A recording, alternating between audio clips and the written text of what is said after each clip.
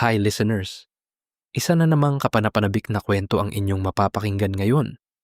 Bago tayo magsimula, huwag kalimutang mag-subscribe sa aming channel at i-click ang notification bell para lagi kayong updated sa aming mga bagong uploads. Malaking suporta ito sa amin at malaking tulong para makagawa pa kami ng mas marami at mas di kalidad na content para sa inyong lahat. Maraming salamat at simulan na natin ang ating kwento. Umupo na kayo, mag-relax, at ihanda ang inyong sarili sa isa na namang kwentong tiyak na magdadala sa inyo ng iba't ibang emosyon. Naranasan mo na ba ma-out of place sa sarili mong pamilya? Yung pakiramdam na kahit kasama mo sila, parang hindi ka talaga kabilang. Parang ikaw yung laging naiiba, laging hindi maintindihan, o laging huling naiisip. Kaya kapag nakakakita ako ng taong sobrang strong, hindi agad ako humahanga sa lakas nila. Ang una kong naiisip, what pain did he or she go through to become that strong? Kasi kadalasan, ang pinakamatitibay na tao ay hindi ipinanganak na ganoon. Hinubog sila ng mga sakit, pagkabigo, pagkawala, at mga laban na tahimik lang nilang hinarap. Lalo na sa mga taong lumaking pakiramdam nila, hindi sila ang paborito sa pamilya. Yung laging napapansin lang kapag may mali, pero bihirang purihin kapag may nagawang tama. Yung laging kailangang magsikap ng doble para lang maramdaman na sapat sila. Minsan, ang pagiging matatag ay hindi choice.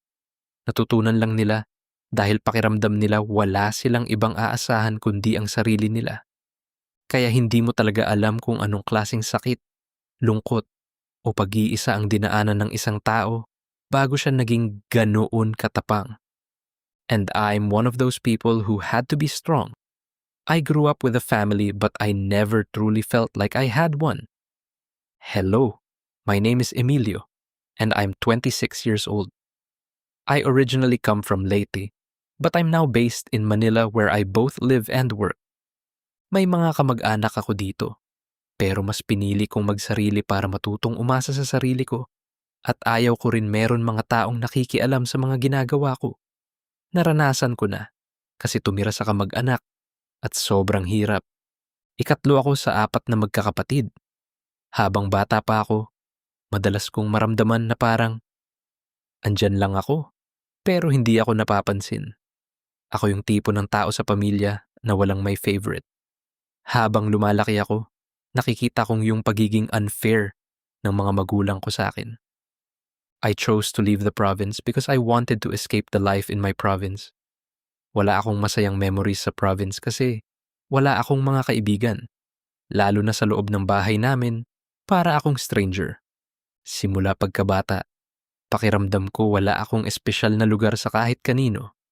Habang lumalaki ako, nakikita ko kung gaano kalapit ang mga kapatid ko sa mga magulang namin. Nakikita ko rin kung gaano sila kasaya kapag magkakasama. Samantalang ako, pakiramdam ko hindi ako kabilang. Parang hindi ako parte ng sarili kong pamilya. It hurts so much to realize that you are not the favorite in your own family. It's a quiet kind of pain, but it cuts deep because you feel it in the smallest moments. Kapag may outing o reunion ang pamilya, kadalasan hindi ako sumasama. Mas pinipili kong manatili na lang sa kwarto, matulog, magpahinga, o magkunwaring may ginagawa, kaysa makihalubilo sa kanila. I notice how others are treated differently. How they are listened to, understood, and chosen while you stand there, hoping to be seen the same way. Kaya, hindi na lang ako sumasama kapag meron mga ganap ang pamilya or kamag-anak. Hindi naman dahil ayaw ko silang kasama, pero dahil pakiramdam ko, wala talaga akong lugar doon. I feel like I'm just included, but not really wanted. I don't want to look pitiful. I already feel bad about myself, and I don't want other people to see that too. Tuwing may pinapadalang balikbayan box ang mga tita ko mula abroad, nagiging masaya at abala ang lahat. Nagsisiksikan sila sa paligid habang binubuksan ang kahon. Karamihan sa mga pinsan at kapatid ko, may kanya-kanya ng supot na may pangalan nila. O kaya, Alam na agad kung alin ang para sa kanila. May mga bagong damit, sapatos, tsokolate, pabango, at iba pang gamit. Samantalang ako, tahimik lang na nakaupo sa gilid at naghihintay. Kapag tapos na silang pumili, saka pa lang may mag-aabot sa akin at sasabihing, ito na lang para kay Emilio. Minsan, damit na hindi kasya sa iba. Minsan, mga gamit na ayaw na nila. Yung mga pinagpilian nila at tira-tira na lang ang naiiwan sa akin. Habang tumatagal at nagkakaedad ako, mas lalo kong nauunawaan kung bakit hindi ako komportable sumama sa mga pagtitipon ng pamilya. Kasi ramdam na ramdam ko na hindi ako included. Ramdam ko na extra lang ako. Napagod na ako sa paulit-ulit na pakiramdam na parang hindi ako belong, na walang may paki sa akin, na parang pinaparamdam nila palagi sa akin na hindi dapat ako nandito. Kaya kahit masakit para sa akin, napilitan akong huminto sa pag-aaral dahil sa dami ng gastusin at pangangailangan. Palagi nilang ipinaparamdam sa akin na dagdag lang ako sa gastos. Sa bawat pagkakataon na kailangan ko ng pera para sa school, parang mali pa na manghingi. Paulit-ulit kong naririnig na bakit ang dami kong kailangan, bakit hindi matapos-tapos ang mga bayarin. Dahil doon, nagpasya na lang akong maghanap ng trabaho. Nag-ipon ako ng lakas ng loob na pumunta sa Maynila para subukang magsimula ulit. May kaunti naman akong naitabing pera, kaya naghahanap ako ng murang matutuluyan. Nakakita ako ng maliit na bed space para makatipid habang naghahanap pa lang ng trabaho. Hindi rin nagtagal, nakahanap agad ako ng mapapasukan. Natanggap ako sa isang call center company at doon nagsimula ang araw-araw kong pagtatrabaho. Habang abala ako sa paghahanap buhay, tuloy-tuloy naman ang pag-aaral ng mga kapatid ko. Minsan naiisip ko, ang swerte ng mga kapatid ko dahil nakapagpatuloy sila sa pag-aaral at ramdam nila ang suporta ng pamilya. Samantalang ako, parang ako yung naiwan at hinayaan na lang harapin ang buhay ng mag-isa. Imbes na mag-aral, kailangan kong magtrabaho. Sa halip, gumawa ako ng pangako sa sarili ko na balang araw, magiging matagumpay din ako.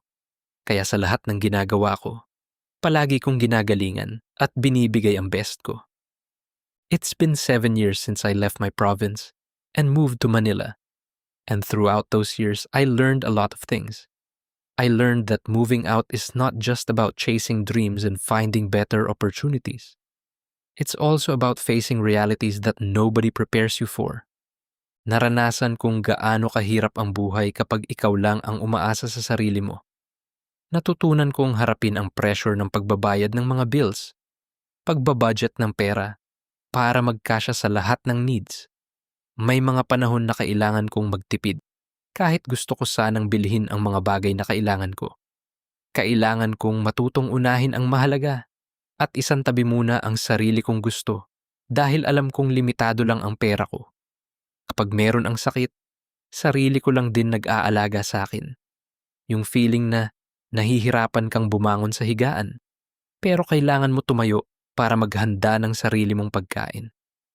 Living alone taught me that freedom comes with responsibility.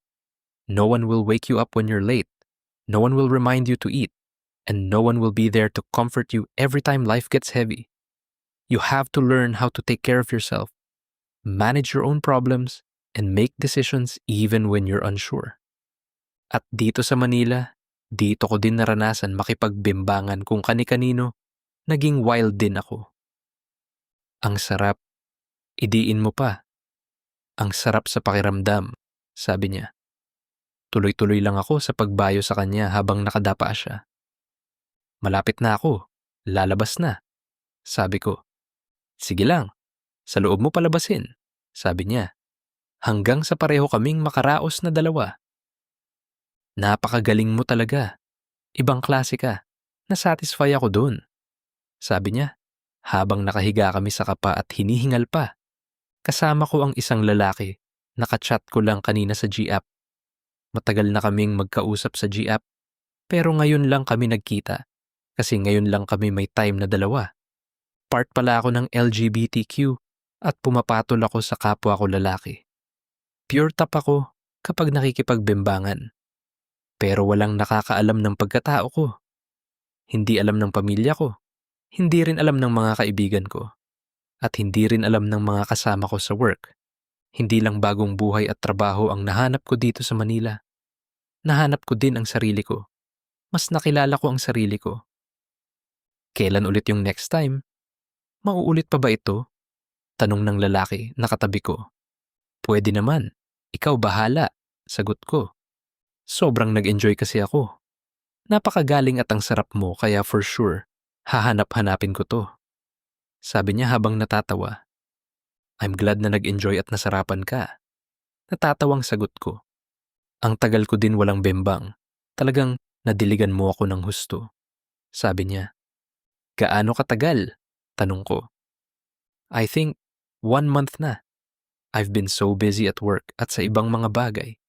Saka ang hirap maghanap ng katrip kasi parang hindi ko gusto yung mga nakikilala ko or minsan walang place na available. Sabi niya habang natatawa. Sabagay, ano palang name mo?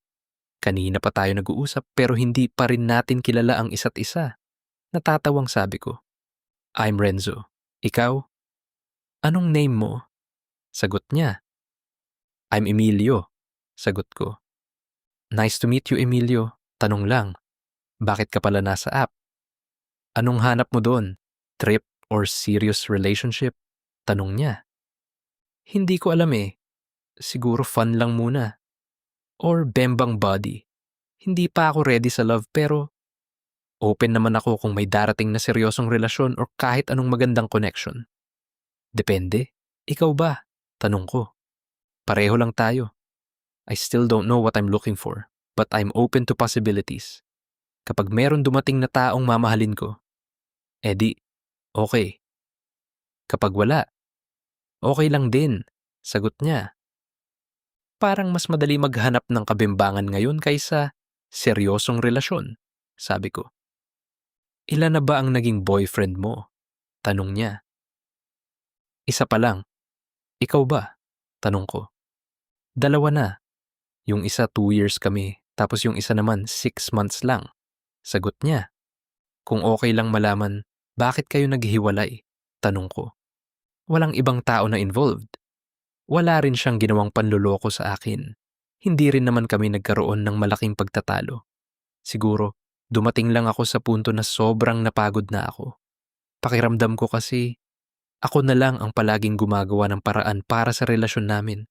Ako na lang ang nag-iisip kung paano kami uusad, ano ang dapat gawin, at kung paano namin maayos ang mga bagay kapag may problema. When we had misunderstandings, he often didn't want to talk about them. Sometimes we would fix things between us, but deep down, the truth was that the problem was never truly resolved. Parang tinatakpan lang namin pansamantala yung sakit para masabi na okay na ulit kami, kahit alam naming may sugat pa rin na hindi gumagaling. Paulit-ulit lang yung nangyayari. May problema, iiwasan namin, lilipas ang ilang araw, tapos babalik kami sa dati na parang walang nangyari. Pero sa bawat pag-uulit nun, unti-unti akong nauubusan ng lakas. Kaya napagod na ako. At sumuko na lang. Pakiramdam ko, mag-isa lang ako sa relasyon na yun. Sabi niya. Tahimik lang ako habang nakikinig kay Renzo. Hindi dahil wala akong maisagot, kundi dahil habang nagsasalita siya, pakiramdam ko, naririnig ko rin ang sarili kong kwento. Na fall out of love na lang ako sa huling taong minahal ko. Hindi dahil may iba. Hindi dahil nawala ang attraction. Napagod lang akong maramdaman na kahit nandyan siya sa tabi ko, parang palagi akong mag-isa. Yung pakiramdam na may partner ka, pero kapag ikaw naman ang may problema, wala kang malapitan. Kailangan mo pa ring buhatin ang sarili mo habang pilit mong inuunawa ang mga dahilan niya. Unti-unti kong na-realize na hindi sapat ang taong kasama mo lang. Kung wala namang emotional support na binibigay sa'yo, wala din silbi. Mahirap magmahal ng taong laging nandyan physically, pero hindi mo maramdaman kapag kailangan mo. Nung gabing yun, pagkatapos ng bembangan namin ni Renzo, akala ko, hindi na mauulit. Parang bembang kalimot pagkatapos kang tikman. Wala na. Pero hindi. Nagkita ulit kami. Nagbembang kami ng maraming beses. Naging bembang body kaming dalawa. Siya lang ang hinahanap ko kapag bogli ako. Siya lang ang gusto kong tirahin. Kapag si Renzo ang nag-aaya ng bembangan, hindi ko siya matanggihan kasi masarap din siya at magaling.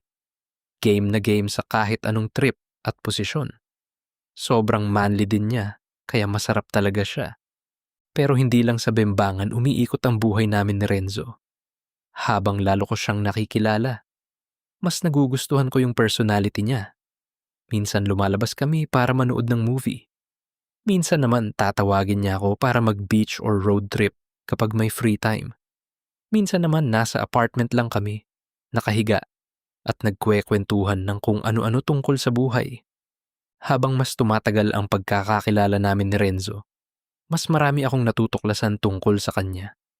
Sa bawat araw na magkasama kami, mas lalo kong naa-appreciate kung anong klaseng tao siya. Hindi lang dahil mabait siya o dahil masaya siyang kasama. Ang isa sa mga bagay na talagang nagustuhan ko sa kanya ay kung paano niya intindihin ang ibang tao. Mataas ang kanyang emotional intelligence at bihira akong makakita ng taong ganoon. Minsan, nagkaroon ako ng lagnat na tumagal ng ilang linggo. Hindi ako lumalabas ng bahay, nakahiga lang ako at nagpapahinga. Pero hindi ko naman inaasahang pupuntahan niya. Makalipas ang ilang oras, may kumatok sa pinto ng apartment ko. Tumayo ako sa kama ko. Kahit nahihirapan ako, pagbukas ko ng pinto, nakita ko si Renzo na may dalang pagkain at mga gamot. "Bakit nandito ka?" Tanong ko. "I wanna know kung buhay ka pa." Biro niya. "Gusto mo na ba akong mawala?" Sabi ko. "Ayaw ko. Wala nang bebembang sa akin na magaling." Sagot niya sabay tawa. "Baliw ka talaga. Bembang lang pala ang habol mo sa akin." Sabi ko. "Siyempre naman. Ano pa ba?" Sabi niya. Tapos tumawa ulit siya. Saglit siyang tumahik tapos nagsalita ulit siya. "Biro lang yun. Sobrang worried lang ako sa'yo. Gusto kita makita at malaman kung okay ka lang. Gusto kita alagaan." Sabi niya. Hindi ko agad alam kung paano ako sasagot sa sinabi ni Renzo. Totoo lang, naantig ako sa mga sinabi niya. Madali akong maapektuhan kapag may taong nagpapakita sa akin ng kabutihan at tunay na pag-aalala. Hindi naman dahil naghahanap lang ako ng pansin o kulang ako sa pagmamahal. Siguro dahil matagal kong naranasan na pakiramdam ko ay hindi ako napapansin ng mga tao sa paligid ko. Simula bata pa ako, dala ko na yung pakiramdam na parang hindi ako nakikita. Para akong batang laging nandyan, laging kasama, pero hindi talaga napapansin. Hindi ako yung unang hinahanap, hindi ako yung unang pinipili. Yung pakiramdam na kapag nawala ka, parang walang agad makakapansin.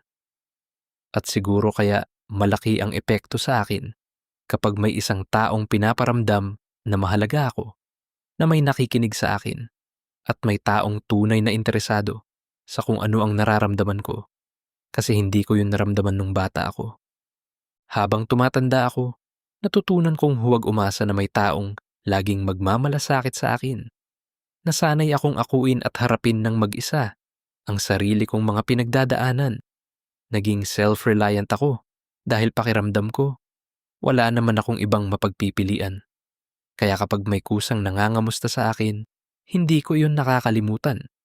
Kapag may taong nagpapakita ng malasakit, hindi ko yun nakakalimutan. Kapag may gumagawa ng mabuti para sa akin nang walang hinihintay na kapalit, hindi ko rin yun nakakalimutan. For some people, those things are just normal.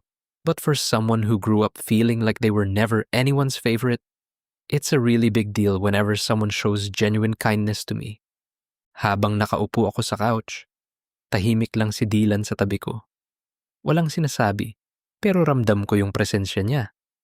Maya-maya, kumuha siya ng maliit na bimpo at binasa ito gamit ang maligamgam na tubig at pinahid sa ulo ko. "Kumain ka, para lumakas ka. Masarap yung mga pagkain na dala ko. Akong nagluto nun," sabi niya habang pinupunasan ang ulo ko. "Sige, uubusin ko lahat yun," sagot ko. "Good," Saka magpagaling ka na. Uminom ka palagi ng gamot. Kung nagutom ka, kumain ka agad, sabi niya.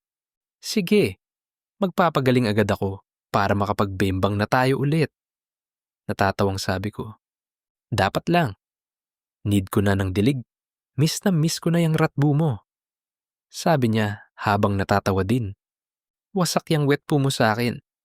Ihilang ang magiging pahinga natin. Sabi ko. Talaga ba? Sige, aasahan ko yan. Sagot niya. Oo, kaya mag-ready ka. Papaiyakin kita sa sakit at sarap.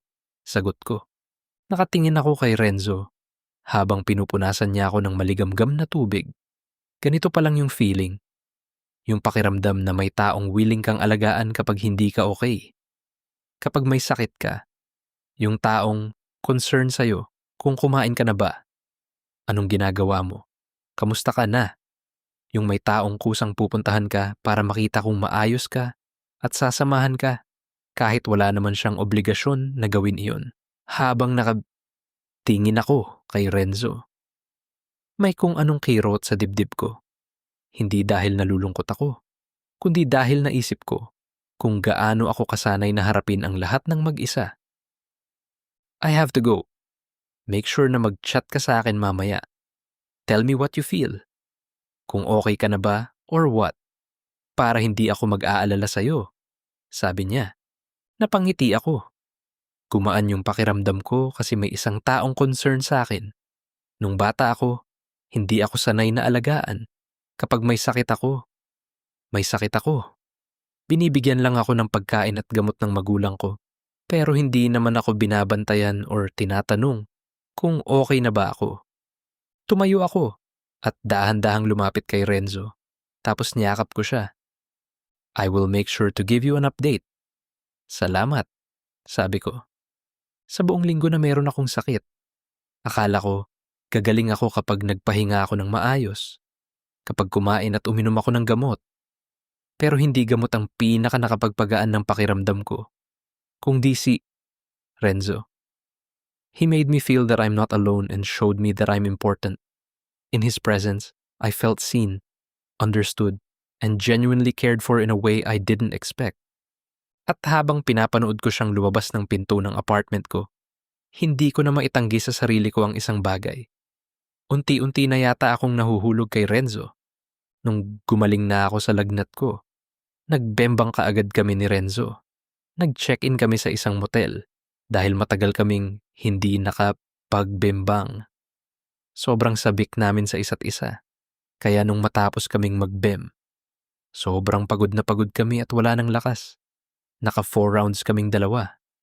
Pakiramdam ko, magkakaalmoranas ang wet po ko. Ang sakit. Masyado kang gigil na gigil, sabi ni Renzo. Diba? Sabi ko sa'yo. Wawasakin kita kapag gumaling ako. Saka, namiss kita ng sobra. Natatawang sabi ko. Pero kahit masakit, masarap naman at worth it. Natatawang sagot niya. Hindi ko na gusto yung ganito na situation natin. Sabi ko sa kanya. What do you mean? Tanong niya. I want you to be mine.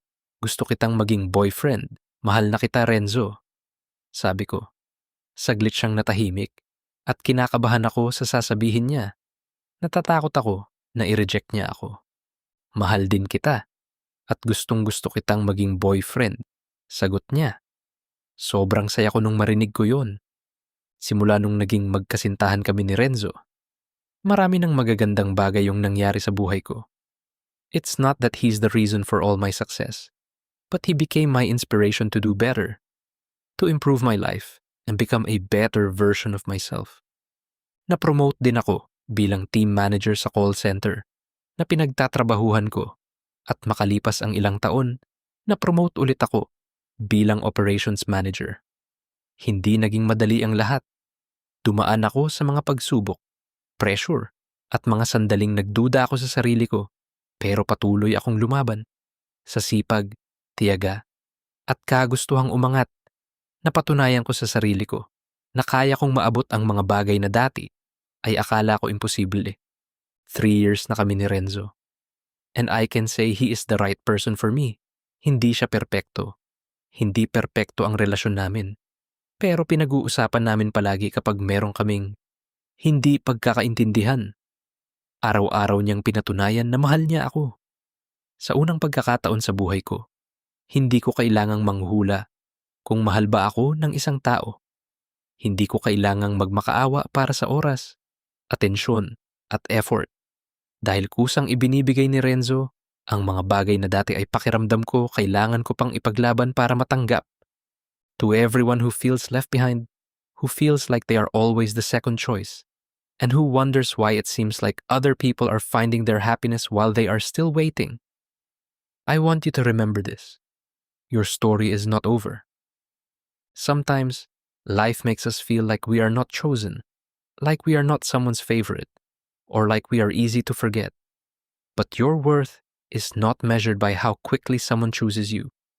You are not less valuable just because someone failed to see your importance.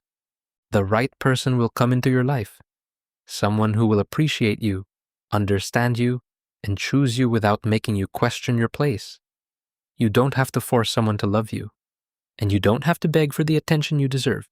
Keep growing, keep healing, keep becoming the best version of yourself. The love you're looking for is also looking for you, but sometimes it arrives when you are ready to receive it. Remember, being left behind does not mean you were forgotten. Sometimes, it simply means life is preparing you for someone who will finally see your value and stay. Everyone deserves to be loved, to be chosen, and to feel like they matter. Your time will come. You will meet someone who will make you understand why the others were never meant to stay. Kung nakaabot kayo hanggang dulo ng kwentong ito, maraming salamat sa inyong patuloy na suporta. Malaking inspirasyon ito para patuloy pa naming pagandahin at paghusayan ang mga kwentong hatid namin sa inyo. Huwag din kayong mahiyang mag-iwan ng comment. Sabihin ninyo kung ano ang mga nagustuhan ninyo, kung ano ang maaari pa naming pagbutihin, at kung anong klaseng mga kwento ang gusto ninyong marinig sa susunod. At para lagi kayong updated sa mga bagong uploads at behind the scenes ng aming content, i-follow ninyo kami sa X, Instagram, TikTok, Facebook, at YouTube sa at The Vibe is Unfiltered. Huwag din kalimutang mag-subscribe at i-click ang notification bell para hindi ninyo ma-miss ang aming mga susunod na kwento. Maraming salamat sa inyong panunood at pakikinig. Hanggang sa susunod na kwento. Dito lang sa The Vibe is Unfiltered.